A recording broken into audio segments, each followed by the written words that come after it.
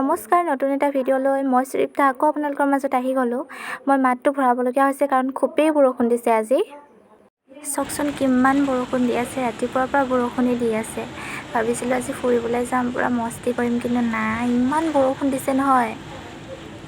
বৰষুণ দিছে এৰিছে এনেকুৱাই কৰি আছে।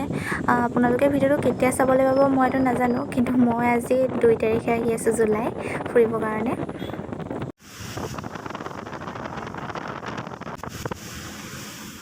আৰু এয়া আমি ফুৰি কৰি আহি মন্দিৰ দৰ্শন কৰিব সোমালোঁ নাজিৰাতে।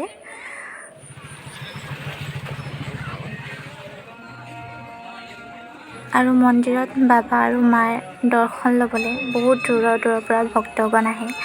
আমিও গ'লোঁ, ভাল লাগিলে। আৰু সদায় পৰিয়ালৰ লগত যোৱা কথাটো মানে বহুত বেছিয়ে ভাল লাগে, বেছি এটা কিবা আনন্দ লাগে।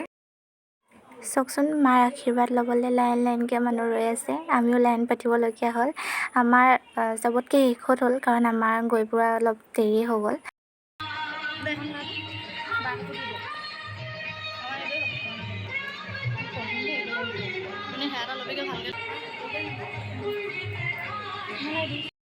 আৰু শেষত ভোগ ল'লোঁ, প্ৰসাদ ল'লোঁ।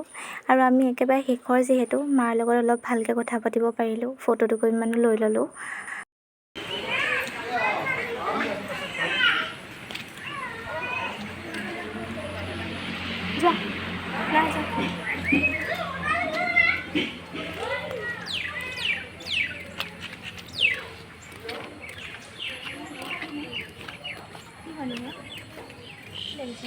হাই চাই দিয়া, ফিলিংছ কেনেকুৱা?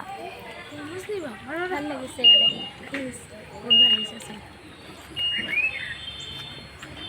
আমাৰ সেইখন বৰ্তমান